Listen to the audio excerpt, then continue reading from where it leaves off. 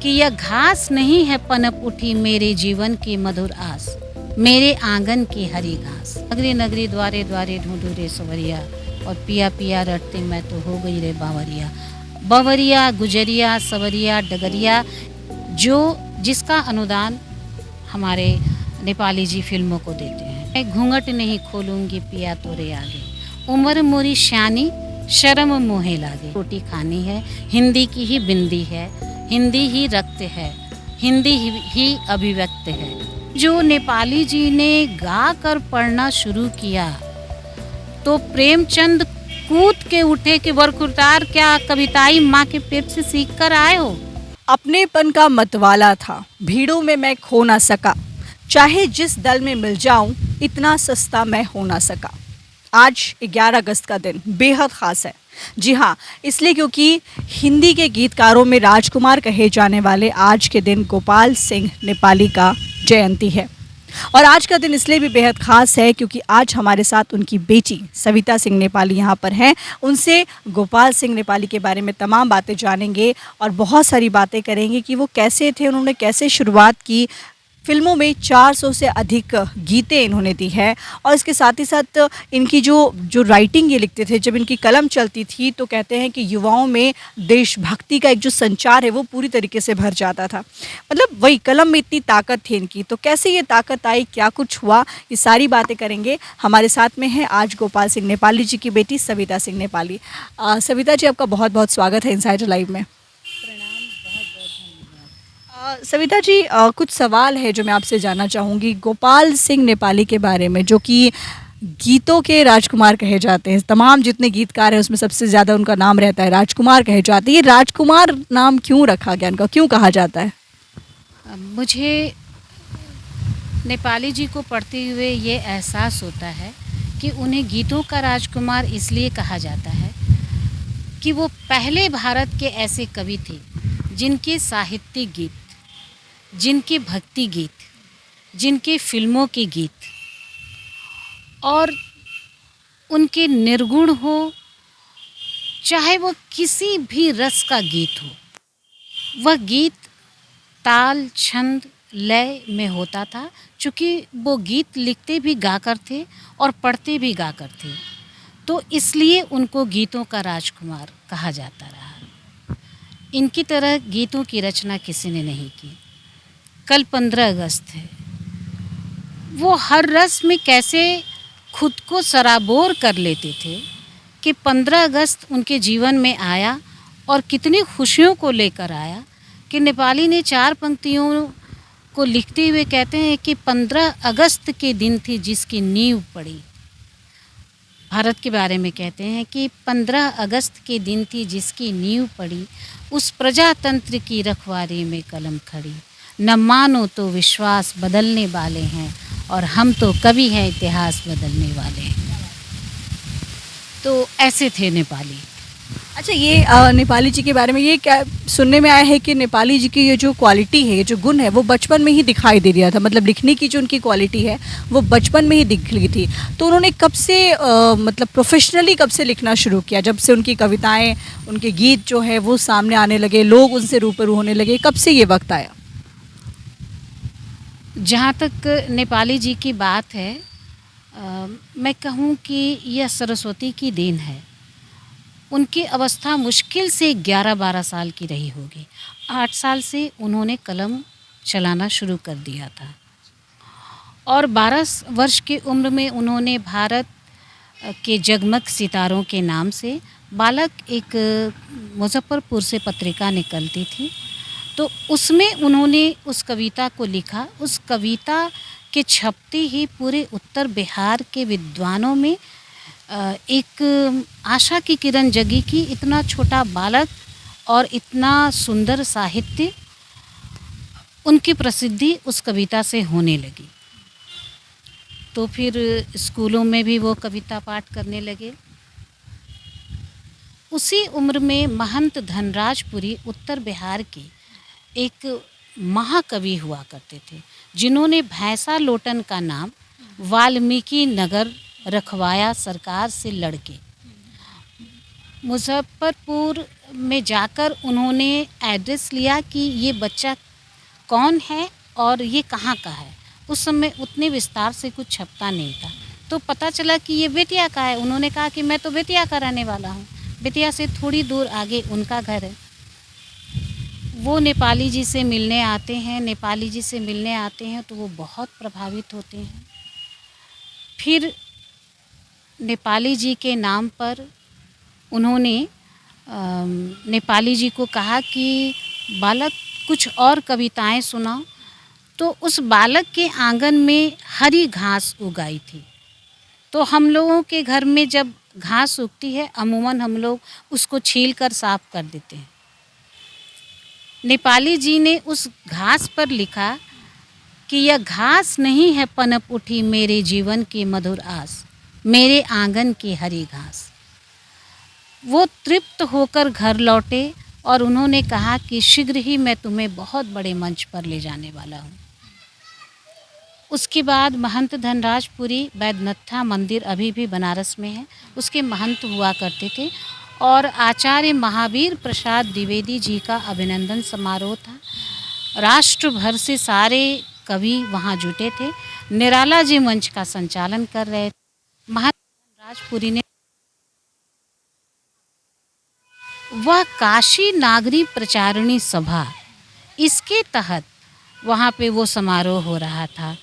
तो निराला जी देखते हैं कि यह छोटा सा बालक है और इतनी बड़ी पैरवी लेके आया है, इसको मैं क्या करूं।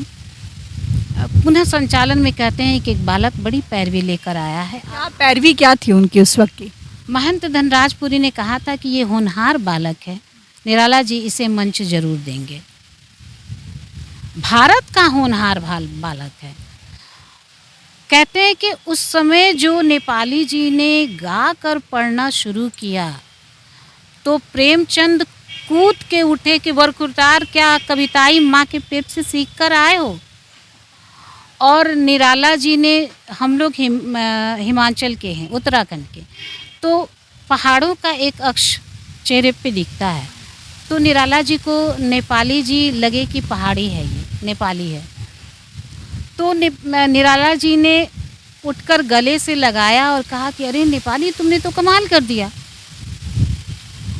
जब से गोपाल बहादुर सिंह के नाम के आगे नेपाली लगना शुरू हो गया और वहीं से निराला जी सुधा के संपादन में, जो आगरे से एक पत्रिका निकलती थी, उसमें ले गए। साथ में ये निराला और वो नेपाली दोनों मिलकर सुधा का संपादन करते थे। वाह, क्या बात है, कितनी अच्छी इंसिडेंट्स बताई।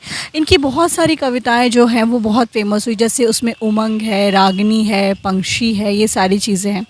अगर उनकी ज़िंदगी के बारे में बात करें, क्योंकि कविताएं तो इनकी बहुत फेमस हुई, सब लोग जानते हैं, ज़िंदगी के बारे में बात करें तो कैसे थे नेपाली जी? मतलब उनका रहन सहन, क्या कुछ उन्हें पसंद आता था, क्या कुछ वो नापसंद करते थे? आप बेटी हैं उनकी, तो आपके साथ में उनका व्यवहार कैसा था? मतलब इतने जिंदा दिल व्यक्ति थे। उनका ईश्वर से तारतम्य बिल्कुल आध्यात्मिक था। तो परिवार को वो अपने जीवन का हिस्सा मानते थे। परिवार के एक एक सदस्य को प्यार करना, गले लगाना, कोई कविता हो तो बाहर से अंदर आना, अपने कमरे से अपनी रचना सुनाना, सबको प्यार करना। बहुत जिंदा दिल इंसान थे। नापसंद तो कुछ करते ही नहीं थे। खाना बनाना, खाना खिलाना, दोस्तों के बीच ठहाका लगाना उन्हें बहुत पसंद था। जी। फिल्मों में उन्होंने 400 से ज़्यादा गीतें दी हैं, तो इंडस्ट्री में भी उनकी अपनी एक पहचान है। आपने कभी इंडस्ट्री में जाने के बारे में नहीं सोची? इंडस्ट्री के बारे में बात करूं तो नेपाली जी के जाने के पहले नौटंकी टाइप गीतें फिल्मों में चलती थी या फिर उर्दू का बोलबाला था। आप याद करें, नेपाली जी वहाँ जाते हैं, सबसे पहले उनको फिल्मिस्तान कबीर जयंती में बुलाती है और कबीर जयंती में जो ये कविताएं पढ़ते हैं, फिल्मिस्तान ने इनको 2500 रुपये में अनुबंध कर लिया महीने भर के लिए। तो आप सोचें कि नेपाली कहते हैं कि नहीं, उर्दू में तो नहीं लिखूँगा, जानता तो हूँ उर्दू, मैं हिंदी में गाने लिखूँगा। तो प्रोड्यूसर को चिंता होती है कि गीत मेरे कहीं फ़िल्म फ्लॉप हो गई, तो ये कहते हैं कि चिंता मत करो बरखुरदार। बरखुरदार शब्द का प्रयोग बहुत करते थे। और यारो, चिंता मत करो यारो, गाना तो हिट होगा। और आप सोचें कि मदर इंडिया का 2 गाना, नगरी नगरी द्वारे द्वारे ढूंढू रे सवरिया और पिया पिया रटते मैं तो हो गई रे बावरिया। बावरिया, गुजरिया, सवरिया, डगरिया, ये देशज शब्द हैं हमारे बिहार के, जो जिसका अनुदान हमारे नेपाली जी फिल्मों को देते हैं। और एक और गाना है, घूंघट नहीं खोलूँगी पिया तोरे आगे, उम्र मोरी श्यानी शर्म मोहे लागे। तो श्यानी नेपाली में छोटी को कहते हैं, मेरी उम्र छोटी है। तो आप सोचिए ये गाने हिट होते हैं। उसके बाद वो नरसिंह भगत पर लिखते हैं, शिव भक्त पर गाना लिखते हैं, रामायण, संपूर्ण रामायण के गीत लिखते हैं। शिव भक्त के में इन्होंने 22 गाने लिखे, नाग पंचमी में इन्होंने 22 गाने लिखे और 22 के 22 गाने सुपर हिट होते हैं। तो ये थे नेपाली। मगर मैं भी बचपन से गाती रही हूँ। जब मैं फ़िल्मों में गई तो मेरे सोहन भैया मुझे फ़िल्मों में ले गए। मैंने भी शबाना आज़मी के लिए आवाज़ दी और गाना चाहा, लेकिन हम लोग राजपूत परिवार से हैं, पाबंदियाँ बहुत हैं। कुछ चीज़ें फ़िल्मों में ऐसी हैं जो आम लड़कियां वहाँ नहीं टिक सकती। क्या अंतर दिखता है आपको सविता जी, जिस वक्त नेपाली जी का जो साहित्य होता था, जब उनकी कलम चलती थी, उस समय जो राइटिंग्स होती थी, और अभी की राइटिंग्स में कहाँ क्या लैकिंग लगती है, क्या कमी लगती है और क्या अंतर दिखता है आपको? ज़मीन आसमान का अंतर दिखता है। आप देखें, नेपाली जी लिखते हैं कि दर्शन दो घनश्याम नाथ मेरी अखियाँ प्यासी रे, मन मंदिर की ज्योत जगा दे। और इतने अच्छे शब्दों में भजन लिखते हैं, मुझे अपनी शरण में ले लो राम, और जुगल जुगल चरण में जगल न हो तो मन मंदिर में ले लो राम, मुझे अपनी शरण में ले लो राम। आज भी ये गीत हिट है। जय रघुनंदन जय सिया राम, ये गीत कितना हिट है। और उसके बाद हम इस दौर को जी रहे हैं कि कोलाबेरी कोलाबेरी डी, इसका क्या मायने है, ये अंतर है नेपाली जी के गीतों में। तो क्या कैसे इस चीज़ को ख़त्म किया जाएगा आपके हिसाब से? आज के जो फिल्मों के जो गीत आ रहे हैं, जो लिरिक्स जिसको कहते हैं जो आ रही है, वो निश्चित रूप से पहले के समय और अभी के समय में वो समझ से परे की चीज़ है। लोग पहले वाली चीज़ों को ज़्यादा पसंद करते हैं। आज भी देखा जाए तो चाहे कितने भी यूथ हैं, उन्हें पुराने गाने ही ज़्यादा अच्छे लगते हैं, क्योंकि उसकी जो एक लाइनिंग्स होती है वो काफ़ी टच करती है। अभी की लाइंस में क्या दिखता है आपको सविता मैम? अब मैं नेपाली जी का एक गीत याद करती हूँ फिल्मों में, आज हिमालय की चोटी से फिर हमने ललकारा है, दूर हटो ए दुनिया वालों हिंदुस्तान हमारा है।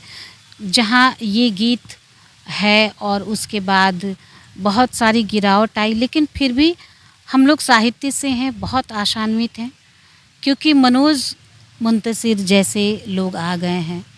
तेरी मिट्टी में मिल जावा, ये सुन के अच्छा लगता है। कुमार विश्वास भी बहुत अच्छा लिख रहे हैं। आज के बच्चों में साहित्य जगह है, और जब हम लोग बच्चों के बीच जाते हैं तो देखते हैं कि उनमें जिज्ञासा भी है, लेखन की कला भी है, और उनके पास एक विज़न भी है लिखने का, एक दृष्टि है सोचने की। बस उसको हम लोग जैसे जो गार्जियन हैं, अभिभावक हैं, साहित्य को जरा सा शब्द सामर्थ्य दे दें, और सरकार ये करे कि हिंदी को बढ़ावा दे।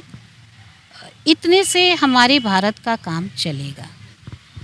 सुनहरी सुबह नेपाल की, ढलती शाम बंगाल की, कर दे रंग चुंदरी का फीका, दोपहरी नैनीताल की। क्या बात है, ये जो लाइंस उन्होंने लिखी है, मतलब ये लाइंस लगता है आपको कि दोबारा कोई लिख सकता है? कोई है, आप किसी को देखती हैं कि नेपाली जी के पैरेलल में अगर किसी को हम खड़ा करना चाहें आज के डेट में, तो आपको दिखते ही कोई भी ऐसे चेहरे, कोई ऐसा लगता है क्या? मुझे तो इसलिए नहीं लगता क्योंकि जो लोग भी लिखते रहे हैं चाहे उनके दौर के भी क्यों नहीं हो, मैं व्यक्तिगत टिप्पणी नहीं कर रही हूँ, लेकिन वो किसी न किसी व्यक्तित्व से प्रभावित होते थे, किसी न किसी विषय से प्रभावित होते थे और ये कहते थे लिखता हूँ तो मेरे आगे सारा ब्रह्मांड विषय बर है। तो जो ब्रह्मांड को अपना विषय बनाएगा वो जहाँ जाएगा, वो नैनीताल जाएगा तो वहाँ की हवाओं में खो जाएगा, वो बंगाल जाएगा तो वहाँ की रंगीनियों में खो जाएगा। तो पार्शलिटी नहीं रहती थी उनके लेखन में, कहीं भी किसी चीज़ को लेकर के पार्शल हो जाना वैसा नहीं था। और ये भी कहा जाता था कि जब लिखते थे तो युवाओं में देशभक्ति का, क्योंकि उस वक्त ये बहुत ज़्यादा ज़रूरत थी, देशभक्ति का संचार दौड़ पड़ता था उस वक्त में। आप 1962 की याद दिला रही हैं आपकी बातें। 1962 में जब चीन ने आक्रमण किया था तो फिल्मों का सफल जीवन उन्होंने छोड़ दिया। फिल्मों का सफल जीवन छोड़ के उन्होंने कहा कि मैं वन मैन आर्मी लेखक हूँ और मुझे युवाओं को जगाना है। और तब उन्होंने जो कविताएं लिखी, भारत के प्यारे जागो, सोए सितारे जागो, बैरी दुआरे आए, तुम सिर उतारो जागो, तो आप बताएं कौन युवा उठकर खड़ा नहीं हो जाएगा। इस तरह की बातें 40 करोड़ों को हिमालय ने पुकारा, वो गाते हुए, प्रभाती गाते हुए चलते थे और उनके साथ साथ उनके जो युवा कवि होते थे, उनके शिष्य जो होते थे, उस समय 40 करोड़ आबादी थी भारत की। तो वो कहते थे कि जागो कि बचाना है तुम्हें मान सरोवर, रख ले न छीन के कोई कैलाश मनोहर, तलवार उठा लो तो बदल जाए नज़ारा, 40 करोड़ों को हिमालय ने पुकारा। तो आप सोचिए जो इस तरह से, और उन्हें अभाव भी आया, उन्होंने परिवार को भी उस समय छोड़ दिया। उन्होंने कहा देश मुझे बुला रहा है, परिवार को छोड़ दिया। उन्होंने आर्थिक योजनाएं ख़त्म कर दी, यानी कि फिल्मों का जीवन छोड़ दिया, लेकिन वो कहते थे कि मैं सैनिक हूँ और मुझे चीन को ललकारना है। वो चीनियों निकल जाओ लद्दाख से, नेपाल से। उन्हें उस समय भी चिंता थी कि नेपाल के रास्ते भी वो आएगा, तो उस समय 62 में लिखते हैं कि वो चीनियों निकल जाओ लद्दाख से, नेपाल से। समझ रही? बिल्कुल। तो कहीं ना कहीं आज भी उस तरह की कविताओं की ज़रूरत है। उस जो आज का जो सिनेरियो है, आज का जो सिचुएशन है, तो वापस इस चीज़ को रिपीट करने के लिए क्या कुछ किया जा सकता है? मतलब कैसे यही भाव आज के युवाओं में भी जगाया जाए? मैंने 2 साल कोरोना में थोड़ी चुप्पी साधी। कोरोना के पहले 20 से लॉकडाउन लगा और 20 को बेतिया उनके जन्म स्थान पर इनके हिमालय ने पुकारा की हीरक जयंती थी और जिसके चलते उनकी जान गई। हिमालय ने पुकारा जो उन्होंने लिखा, 40 करोड़ों को हिमालय ने पुकारा, और उसमें केवल राष्ट्रवादी कविताओं का भंडार है। तो मैं 1906 से कविवर गोपाल सिंह नेपाली फाउंडेशन बना के लोगों को जोड़ते हुए और एक बड़ी टीम के साथ, और चाहे जैसे हो, मुझे अकेले चलना पड़े, चाहे जैसे हो, मैं तो जगा रही हूँ, चाहे कोई सोया रहे, मैं नेपाली फाउंडेशन के द्वारा जगा रही हूँ। अभी हम लोगों ने 4 मार्च को अमृत महोत्सव मनाया और फिर अगले महीने अब हिंदी का आ रहा है दिन, हम हिंदी दिवस मनाएंगे सितंबर में, और 15 अगस्त में आपके द्वारा जगा रही हूँ। फिर आप अपनी स्टूडियो बुलाइए, मैं आपके द्वारा जगाऊंगी, और लगातार अब हम प्रोग्राम करते हैं, जगह जगह जाकर युवाओं में साहित्य का भाव भरते हैं। सविता जी, अभी आपने बताया कि जिसके कारण, यही जो पुकार वाली जो उनकी कविता थी, जिसके कारण उनकी जान चली गई, क्या हुआ था, कैसे जान चली गई उनकी?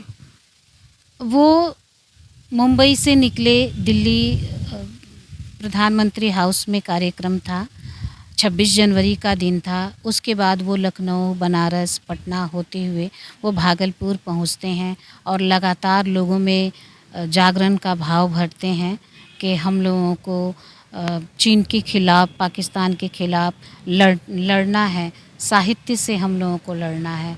तो वो घोंघा त्रिमुहान में आखिरी मंच करते हैं और वहाँ से जब ट्रेन में बैठते हैं तो बड़ी संदिग्ध अवस्था में उनका शव भागलपुर के 2 नंबर प्लेटफॉर्म पर पाया जाता है। और आखिरी वक्त जो वहाँ लोग थे उन्होंने कहा कि उनके मुंह से यही निकला कि दुश्मनों की चाल सफल हुई। और वो अक्सर कहते थे कि दुश्मन मेरे पीछे पड़े हैं। दुश्मन का मतलब चीन से था और चीन के विरुद्ध वो उठ खड़े हुए थे। पेकिंग वहाँ की राजधानी है, वहाँ की रेडियो से सुबह शाम नेपाली जी को गालियाँ बका जाता था। और जब यहाँ बीबीसी ने जब ये अनाउंस किया तो उन्होंने कहा कि ये तो मेरे लिए भारत रत्न से भी बड़ा सम्मान है। जवाहरलाल नेहरू मुझे भारत रत्न ना दे, लेकिन चीन अपने रेडियो से मुझे गालियाँ दे रहा है और बीबीसी के द्वारा ये प्रसारित हो रहा है, ये मेरे लिए भारत रत्न से बड़ा सम्मान है। सरकार की तरफ से क्या मिला सविता जी? देखिए, इतना कुछ उन्होंने किया, उनकी जान तक चली गई। भाई, चीनियों को कहीं ना कहीं खदेड़ दिया था उन्होंने। जिस तरीके से युवाओं में संचार भरा था, युवा उठ खड़े हुए थे, खदेड़ दिया था। तो एक वक्त आया था जब ये भी खबरें थी कि उनको आर्थिक तंगी का भी सामना करना पड़ा था। जो इतनी सारे गीत गाए हैं, इतने टैलेंटेड कवि, उनको आर्थिक तंगी का सामना क्यों करना पड़ा, कैसे करना पड़ा? जब वो फ़िल्मों को छोड़कर जब घूमने लगे और उन्होंने जो पैसा कमाया, उन्होंने 3 फ़िल्में बनाई और फ़िल्में ऐसे बनाए कि जिससे कुछ संदेश जाए, तो उसमें पैसा लगा। और जब देशभक्ति के लिए निकले तो आपने बहुत ही सुंदर प्रश्न किया है। इसको सुंदर प्रश्न कहूँ या मार्मिक प्रश्न कहूँ। आप जब मोहन भागवत से बात करेंगे तो आदरणीय मोहन भागवत जी कहेंगे कि नेपाली जी मेरे लिए पूजनीय थे और भारत अखंड, भारत विशाल। सम्राट अशोक के बाद अगर किसी ने कल्पना की भारत अखंड, भारत विशाल की, तो वो नेपाली था। आप नेहरू परिवार से पूछेंगे तो नेपाली सिरमौर हैं। आप भारत सरकार से पूछेंगे, तत्कालीन प्रधानमंत्री से, तो आप देखिए आरएसएस के कैंप में नेपाली जी के गीत, राष्ट्रवादी गीत वहाँ गाए जाते हैं। लेकिन सरकार की कहें तो सरकार की ओर से हम लोगों को कुछ भी नहीं मिला। मैं सरकार में हूँ तो इस बात की तारीफ़ करनी पड़ेगी। मैं बहुत सम्मान करती हूँ हमारे माननीय मुख्यमंत्री जी का। उन्होंने मुझे हिंदी प्रगति समिति में लिया और मैंने ये सरकार को पत्र में लिखा भी था कि मुझसे आप हिंदी की ही सेवा करवाएं। मैं 2 रोटी कम खाऊंगी, वो मुझे मंजूर है, लेकिन मैं कुछ और नहीं करूंगी। मुझे पैसा नहीं कमाना, मुझे हिंदी की सेवा करनी है और पिता की परंपरा को आगे बढ़ाना है। तो अभी भी मैं राजभाषा में हूँ, भारत सरकार में भी राजभाषा में हूँ और दोनों सरकारें जानती हैं कि मुझे हिंदी ही चाहिए और मुझे नेपाली ही चाहिए और हिंदी की ही रोटी खानी है, हिंदी की ही बिंदी है, हिंदी ही रक्त है, हिंदी ही अभिव्यक्त है। तो बस सरकार से यही है कि हिंदी का सम्मान बचा रहे तो भारत बचा रहेगा। हिंदी का सम्मान बहुत ज़रूरी है। वैसे भी हिंदी हमारी भाषा है, अपनी भाषा है, तो निश्चित रूप से इसको बढ़ावा देना बहुत ज़्यादा ज़रूरी है।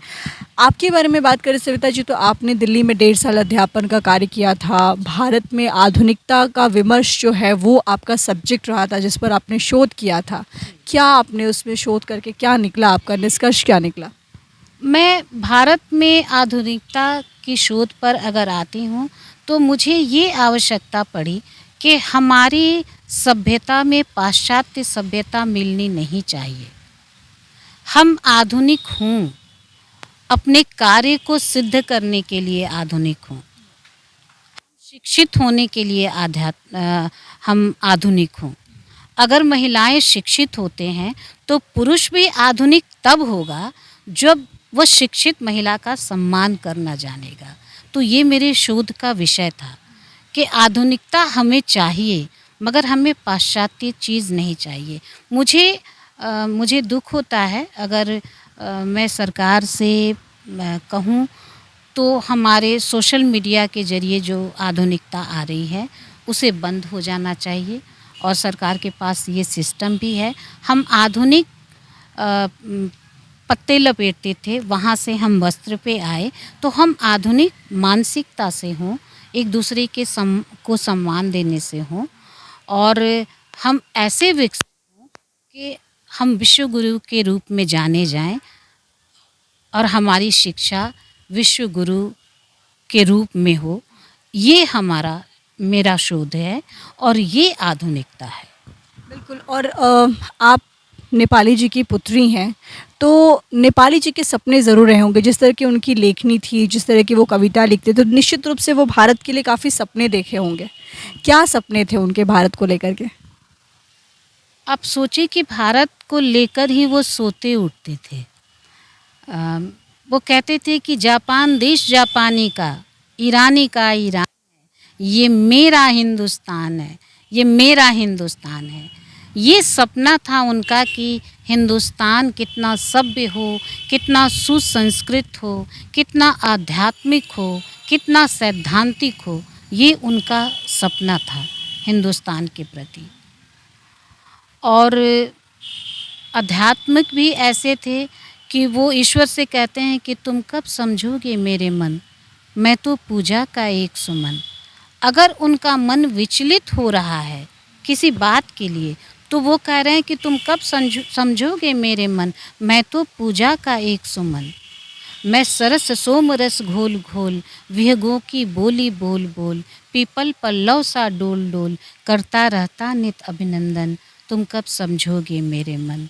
वो पूरे भारत के मन को संतुलित करना चाह रहे हैं अपने मन के द्वारा। तो ये सोच उनके भारत के प्रति रही है।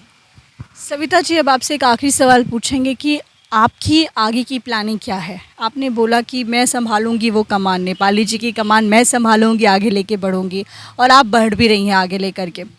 आगे आपकी क्या प्लानिंग है? फ्यूचर की क्या प्लानिंग है आपकी? मैं बहुत सामाजिक हूँ और सामाजिक इसलिए हूँ कि नेपाली का रक्त हूँ। वो खुद भी सामाजिक थे। ऐसे ऐसे उनके संस्मरण हैं कि उनके पीछे टाटा, बिरला, महात्मा गांधी सभी उनके पीछे रहते थे। और एक बार खादी ग्रामोद्योग ने राष्ट्रवादी कविताओं का मंच कराया और नेपाली जी पूरी रात पढ़ते रहे। तो खादी ग्रामोद्योग ने कहा कि नेपाली जी को जो जो पसंद हो वो वस्त्र उनके लिए निकाल देना। तो वो खादी ग्रामोद्योग में घुस के अपने बदन में नाप नाप के कि ये लाल है, ये पीला है, ये अच्छा लग रहा है, ये अच्छा लग रहा है, बहुत सारे कपड़े उन्होंने लिए, बिरला ने दिलवाए। और बाहर निकलकर एक बंडल एक मित्र को पकड़ाया, एक बंडल एक कवि को पकड़ाया और उन्होंने सारी चीज़ें बांट दी कि रखो, ये मुझसे ज़्यादा तुम्हारी ज़रूरत है। तो आप सोचें कि वो कितने सामाजिक हैं। तो मैं इसलिए सामाजिक हूँ, मैं एक ऐसा आश्रम बनाना चाहती हूँ कि वो आश्रम ना हो, एक घर हो, एक गृहस्थी हो और जिसमें मैं भी रहूँ, सभी एक दूसरे के लिए जिएं और बहुत खुशहाल रहें। वैसा मेरा सपना है। साहित्य के लिए सपना है कि हम लोग घूम घूम कर बच्चों के बीच कार्यक्रम करें और बच्चों को संभालें। संगीत, साहित्य, सांस्कृतिक परिवेश देना ये मेरा संकल्प, और बड़े बूढ़ों के लिए सम्मान देना और उनको जो दुखी हैं, जिनके बच्चे माँ बाप को निकाल देते हैं, मैं बहुत जल्द 5-6 वर्ष के अंदर चाहती हूँ कि एक ऐसा आश्रम बनाऊँ जहाँ आप हों, मैं हूँ, सभी बैठ के खाएं पिएं, झूमें, नाचें, गाएं और सृजन करें। बहुत बहुत शुक्रिया सविता जी। तो ये थी हमारे साथ में गोपाल सिंह नेपाली की पुत्री सविता सिंह नेपाली जी। बहुत सारी बातें कही और बताया कि कैसे थे नेपाली जी और क्या कुछ करना चाहते थे, क्या कुछ उनके सपने हैं और क्या कुछ अधूरे रह गए हैं। अधूरे सपने को लेकर के आगे बढ़ना है सविता जी को। फिलहाल